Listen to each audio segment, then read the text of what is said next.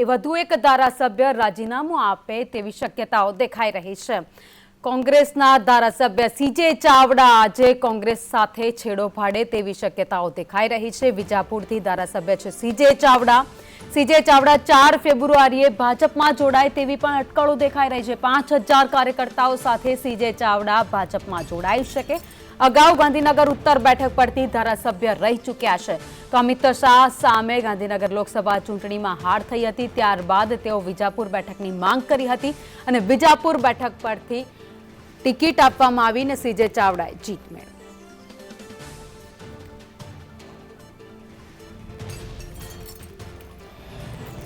વિજાપુરના કોંગ્રેસના ધારાસભ્ય સીજે ચાવડા જે હંમેશા કહેતા આવ્યા છે કે હું કોંગ્રેસ સાથે જ છું, કોંગ્રેસ સાથે જ રહીશ, જે હવે કોંગ્રેસ સાથે છેડો પાડે તેવી શક્યતાઓ દેખાઈ રહી છે। સૌથી મહત્વના સમાચાર જે સામે આવી રહ્યા છે, સીજે ચાવડાએ કોંગ્રેસ સાથે છેડો ફાડી દીધો છે, કોંગ્રેસમાંથી રાજીનામું આપી દીધું છે। જે એક સમય કહેતા હતા કે હું કોંગ્રેસ સાથે જ રહીશ, આ કોંગ્રેસનું લોહી છે, ક્યારેય નહીં બદલાય, પરંતુ અત્યારે પરિસ્થિતિ બદલાતી દેખાઈ રહી છે। સામે 2024 લોકસભાની ચૂંટણી છે, તેવામાં કોંગ્રેસના સિનિયર નેતા ગુજરાતમાં કહો તો વાત નવાઈ નહીં, કારણ કે સીજે ચાવડાનું નામ પણ તેમાં સામેલ છે દિગ્ગજ નેતાઓમાં, અને અત્યારે સીજે ચાવડાએ કોંગ્રેસ સાથે છેડો ફાડી દીધો છે, કોંગ્રેસનો હાથ છોડી દીધો છે। જો કે હવે આગામી તારીખોમાં તે ભાજપમાં જોડાઈ શકે છે। તમામ કાર્યકર્તાઓ સાથે સીજે ચાવડા જે હાલમાં વિજાપુરના ધારાસભ્ય હતા, જેમણે કોંગ્રેસમાંથી રાજીનામું આપી દીધું છે, તે હવે ભાજપમાં જોડાઈ શકે છે।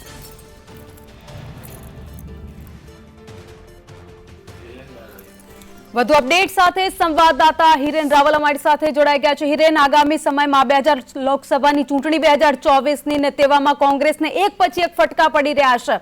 દિગ્ગજ નેતાઓમાં જેમનું નામ આવે છે સીજે ચાવડા, તેમણે રાજીનામું આપી દીધું કોંગ્રેસમાંથી। તો કોંગ્રેસના સિનિયર નેતા શંકરસિંહના પૂર્વ સાથી અને ગાંધીનગર ઉત્તર ત્યારબાદ હવે વિજાપુરથી ધારાસભ્ય સીજે ચાવડાએ કોંગ્રેસના તમામ પદો પરથી રાજીનામું આપી દીધું છે અને વિધાનસભા અધ્યક્ષને ધારાસભ્ય પદથી રાજીનામું આપવા માટે માત્ર 2 મિનિટ પહેલા અત્યારે હાલ વિધાનસભા અધ્યક્ષના નિવાસસ્થાને તેઓ પહોંચ્યા છે અને વિધાનસભા અધ્યક્ષને ધારાસભ્ય પદેથી પોતાનું રાજીનામું આપશે। આવનારી 4 ફેબ્રુઆરી રવિવારે લગભગ સીજે ચાવડા પોતાના મત વિસ્તારની અંદર એટલે કે વિજાપુરમાં કાર્યક્રમ યોજી અને ભારતીય જનતા પાર્ટીમાં જોડાશે તે પ્રકારની સૂત્રો પાસેથી માહિતી મળી રહી છે। સીજે ચાવડા ગાંધીનગર લોકસભા અમિત શાહની સામે લડ્યા હતા કોંગ્રેસમાંથી અને એમાં એમની હાર થઈ હતી, ત્યારબાદ કદાચ એક રણનીતિના ભાગરૂપે સીજે ચાવડા ગાંધીનગર ઉત્તર બેઠક છોડી અને વિજાપુર ગયા હતા અને વિજાપુરથી તેઓ કોંગ્રેસમાંથી ચૂંટાયા છે। આખરે નક્ષીસ કોંગ્રેસી ગણાતા આ સીજે ચાવડા ભારતીય જનતા પાર્ટીમાં જોડાવા જઈ રહ્યા છે। 4 તારીખે જોડાશે। વિધાનસભા અધ્યક્ષને રાજીનામું આપવા માટે તેઓ પહોંચી ચૂક્યા છે। મહત્વનું છે કે વિધાનસભા ગૃહમાં પણ કોંગ્રેસના દંડક તરીકે અત્યારે હાલ તેઓ કાર્યરત હતા, એમને કાર્યકારી અધ્યક્ષ પણ બનાવવામાં આવ્યા હતા, જેથી કરી અને પાર્ટીમાં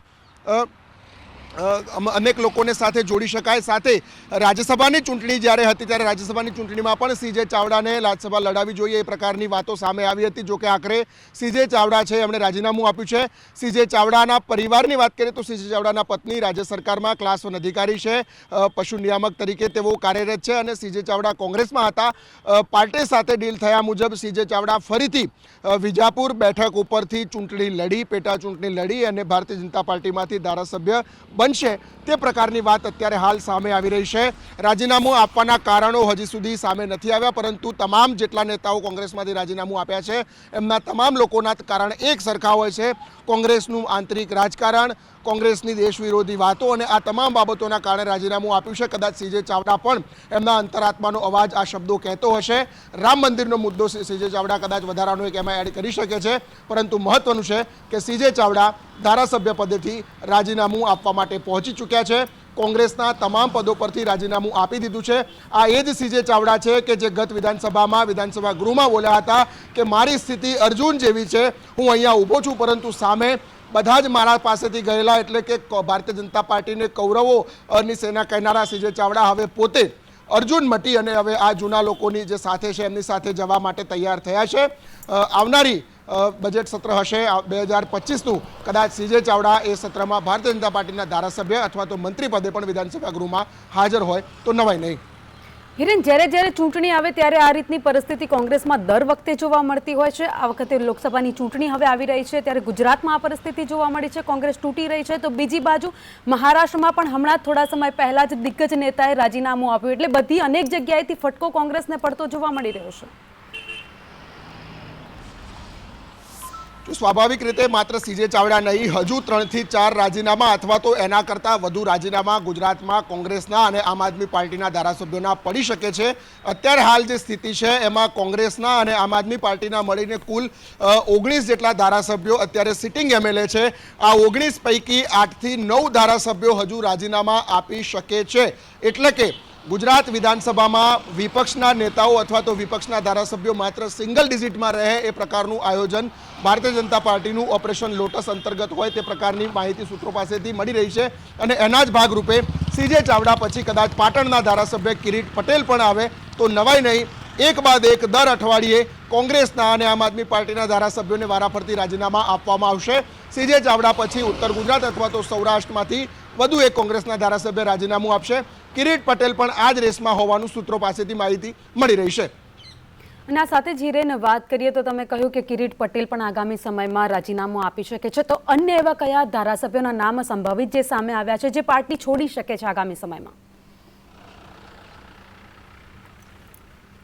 તો સ્વાભાવિક રીતે જે સ્થિતિ અત્યારે છે ગુજરાતમાં, કોંગ્રેસના નેતાઓમાં આંતરિક અસંતોષ, કેન્દ્રીય નેતૃત્વથી નારાજગી અને આ તમામ બાબતોને જોતા અત્યાર સુધીના અનુભવ એવા છે કે નામોમાં કોઈ પણ વ્યક્તિ હોય, નક્ષીસ કોંગ્રેસી, વર્ષોથી કોંગ્રેસી અથવા તો જેની 4 પેઢીઓ કોંગ્રેસમાં રહી ચૂકી છે એવા નેતાઓ પણ કોંગ્રેસ છોડી અને ભારતીય જનતા પાર્ટીમાં જોડાય છે. એટલે જે નેતાઓ અત્યારે હાલ સિટિંગ એમએલએ છે 16, એ પૈકી ઘણા બધા નેતાઓ એવા છે કે જે કોંગ્રેસમાંથી નારાજગી અથવા તો માત્ર પદ અથવા તો પોતાના વ્યક્તિગત કારણોસર રાજીનામું આપી શકે છે, જેમાં કિરીટ પટેલના નામનો પણ સમાવેશ થાય છે. અર્જુન મોઢવાડિયા રામ મંદિર માટે જે તેમનું ટ્વીટ કર્યું હતું એ ટ્વીટ પણ ક્યાંક સૂચક સાબિત થાય તો નવાઈ નહીં, કારણ કે અર્જુન મોઢવાડિયાએ કોંગ્રેસ સામે બાયો ચડાવતા કહ્યું હતું કે કોંગ્રેસે આ પ્રકારના નિર્ણયો કરતા પહેલા એકવાર વિચાર કરવો જોઈએ. એ જ પ્રકારે ગેનીબેન ઠાકોર કે જેઓ બનાસકાંઠાથી છે, દાતાના ધારાસભ્ય કાંતિ ખરાડી, એ પણ ઘણા સમયથી સાયલેન્ટ ચાલી રહ્યા છે. એમનું નામ પણ આ રેસની અંદર છે કે ઉત્તર ગુજરાતમાં બનાસકાંઠા જિલ્લો એવો છે કે સૌથી વધુ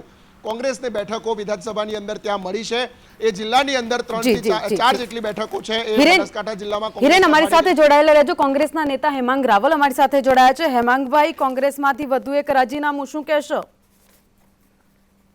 ખૂબ જ દુઃખદ બાબત છે અને એક કાર્યકર્તા તરીકે હું ડોક્ટર સીજે ચાવડા જે કોંગ્રેસમાંથી જઈ રહ્યા છે અને ભારતીય જનતા પાર્ટીમાં જોડાશે એવી ચર્ચાઓ જ્યારે જોર થઈ રહી છે ત્યારે આ બાબત ખૂબ જ દુઃખદ છે, કારણ કે સીજે ચાવડા એ કોંગ્રેસના એક વરિષ્ઠ નેતા હતા.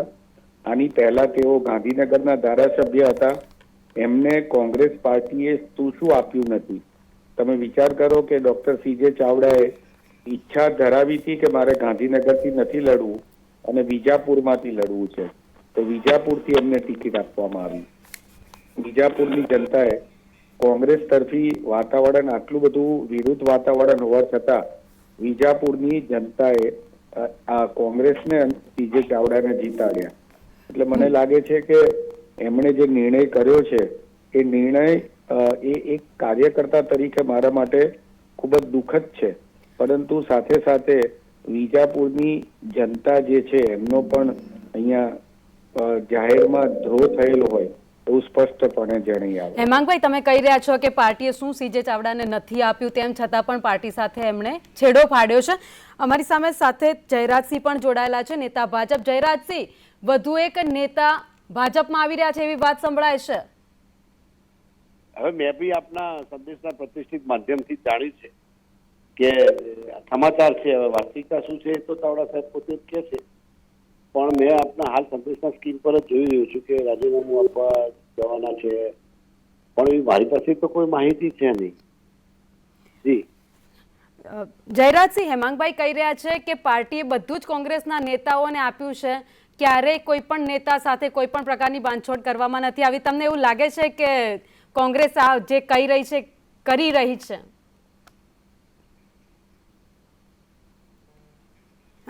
જયરાજસિંહનો સંપર્ક કપાયો છે. હેમાંગભાઈ, તમારી પાસે આવી છે. હેમાંગભાઈ, દરેક વખતે આ વાત આવે છે, કોંગ્રેસમાંથી નેતાઓ જ્યારે જ્યારે રાજીનામા આપે છે, કોંગ્રેસનો સાથ છોડે છે, ત્યારે અસંતોષની વાત એ હંમેશા મીડિયા આગળ આવીને કરતા હોય છે અને તમે એવું કહો છો કે ક્યારેય સીજે સાથે અન્યાય નથી થયો. જો વિપક્ષની રાજનીતિ કરવી ને એ અત્યારના સંજોગોની અંદર ખૂબ જ કપરી છે અને એ કાચા પોચાનો ખેલ નથી. કારણ કે તમે વિચારો કે ભારતીય જનતા પાર્ટી જે પ્રમાણે સામ દામ દંડ ભેદ બ્લેકમેલિંગ થી લઈને અન્ય પ્રકારના લોભ અને લાલચ, એટલે તમે એવું માનો છો કે સીજે સાથે પણ એવું થયું હશે? હું એમ કહું છું કે વિપક્ષની રાજનીતિ કરવી જે છે એ અત્યારે કાચા પોચાના ખેલ નથી. તમે વિચાર કરો, હું તમને એક્ઝામ્પલ આપું કે ગૃહમંત્રી શ્રી અમિતભાઈ શાહ કે માન્ય વડાપ્રધાન શ્રી નરેન્દ્રભાઈ મોદી અથવા તો મુખ્યમંત્રી પણ જે તે વિસ્તારમાં આવતા હોય છે અથવા કોઈ કાર્યક્રમમાં આવતા હોય છે, ત્યારે અમારા કાર્યકર્તાઓની ઘેર આવીને પોલીસ એ હાઉસ એરેસ્ટ કરે છે. જામનગરમાં કાર્યક્રમ હોય અને રાજકોટની અંદર અમારા કાર્યકર્તાઓ ગાડીમાં રાજકોટ જતા હોય, NSUI ના કાર્યકર્તાઓ, તો એમને અટકાયત કરી દેવામાં આવે છે. મ્યુનિસિપલ કોર્પોરેશનની અંદર કોઈ નાના કાર્યકર્તાની ઓફિસ હોય, 31મી માર્ચ છેલ્લી તારીખ હોય ટેક્સ ભરવાની, તો 1લી તારીખે 1લી એપ્રિલે રાત્રે 31મીની રાત્રે આવીને એમની ઓફિસમાં સીલ લાગી ગયા હોય, આજુબાજુની ઓફિસો ખુલ્લી હોય ટેક્સ ના ભર્યો હોય તો પણ. એટલે આ જે બદલાની રાજનીતિ છે બહુ સ્વાભાવિક છે કે કોઈ પણ વ્યક્તિ એક પક્ષ છોડીને બીજા પક્ષમાં જતા હોય તો એની અંદર જ્યારે આટલા મોટા ધારાસભ્ય પદ તરીકે એ આડૂધ હોય અને ત્યારે મને લાગે છે કે માત્ર ને માત્ર કાં તો કોઈ લોભ હોય, કાં તો કોઈ લાલચ હોય, કાં તો કોઈ બ્લેકમેલિંગ હોય. હેમાંગભાઈ, જયરાજસિંહ પરમાર મારી સાથે ફરી એકવાર જોડાઈ ગયા છે. જયરાજસિંહ, સીધા જ આક્ષેપ ભાજપ ઉપર થઈ રહ્યા છે કે હંમેશા લોભ લાલચ આપીને નેતાઓને બીજેપી તરફ લઈ જવામાં આવે છે. શું કહેશો? મને એક વાત સમજાવો કે હું આપણા સંદેશના પ્રતિષ્ઠિત માધ્યમથી આપણા પ્લેટફોર્મથી મને તક મળી છે તો વાત કરું કે ભારતીય જનતા પાર્ટી એમાં શું લોભ અને લાલચ આપે? એક જનમાનસની અંદર આ ફક્ત આવી વ્યાખ્યા પ્રવર્તતી હોય છે કે જનતા પાર્ટી ભાજપ લોભ આપે છે અને રૂપિયાના ઢગલા કરી દે. ભાઈ, કોઈ કશું કોઈને ના આપે. શેના માટે આપે? મને વાત તો સમજાવો. શેના માટે આપે? ભાજપને શું ખૂટે છે? ભાજપને 156 ધારાસભ્યો છે, શું ખૂટે છે? મને સમજાવો. 26 લોકસભાના સભ્યો છે, 29 હવે તો 31 જિલ્લા પંચાયત ભારતીય જનતા પાર્ટી પાસે છે, 250 કરતા વધુ તાલુકા પંચાયતો ભાજપ પાસે છે. ભાજપને શું ખૂટે છે? મને એક વાત સમજાવો. લોભ આપે, લાલચ આપે, શું લોભ ને લાલચ આપે? પણ લોકશાહીમાં એક વાત તો બહુ સ્પષ્ટ છે કે એક પણ વ્યક્તિ વધતો હોય તો ભારતીય જનતા પાર્ટી શું કામ ના પાડે? મને સાદી વાત તો સમજાવો. લોકશાહીની અને કોંગ્રેસ ક્યાં આવો છોછ પાડે છે? કાલ તો કોંગ્રેસના નિવેદન હતું કોંગ્રેસના નેતાઓનું કે અમારે ત્યાં લોકો જોડાવાની લાઈન લાગે છે. એટલે કોંગ્રેસ પોતે કન્ફ્યુઝ શું કરવું એમ. જ્યાં ભાજપની તમે વાત કરી એટલે હું વાતે કરું છું. બાકી સીજે ચાવડા સાહેબે કેમ રાજીનામું આપ્યું, તેના માટે આપે છે, એ તો હવે એમનો વ્યક્તિગત વિષય છે. તમે વ્યક્તિગત વિષયની જયરાજસિંહ વાત કરી રહ્યા છો, પણ જ્યારે તમે કોંગ્રેસ છોડીને આટલા વર્ષ કોંગ્રેસમાં રહ્યા, ત્યારબાદ તમે ભાજપમાં જોડાયા અને પછી જેવા આક્ષેપ લગાવવામાં આવ્યા છે તમારા ગયા પછી જ કે ભાઈ જયરાજસિંહ ગયા ને હવે સીજેને પણ લઈ ગયા, પણ એ તો એક વાત બહુ સ્પષ્ટ કહું કે હું લઈ ગયો એવી કોઈ એ તો હવે તો નથી મારી કોઈ વાત. પણ મારી વાત એટલી જ છે કે કોંગ્રેસની અંદર હવે એમને ભવિષ્ય ના દેખાતું હોય, એટલે રાજનીતિમાં આવેલા વ્યક્તિ તો ભવિષ્ય જોઈન કરવાના નક્કી હોય તો ભાજપ સિવાય કોઈ વિકલ્પ નથી. આ બહુ સુસ્પષ્ટ દિવાલ ઉપર લખેલી વાત છે. એટલે એવા વિચારીને એમને નિર્ણય કર્યો છે. હવે એમને વ્યક્તિગત રીતે રાજીનામું કેમ આપવા કે મને જયરાજસિંહ, તમારી વાત થઈ હતી સીજે ચાવડા સાથે કોઈ પણ? હું તો હજી ઘરે છું, મારા ઘરે હજુ તો હાલ આપના ન્યૂઝમાં હું જોઈ રહ્યો છું. જી હેમાંગભાઈ, જયરાજસિંહ, આપ બંને અમારી સાથે જોડાયા, આપ બંને થેન્ક યુ.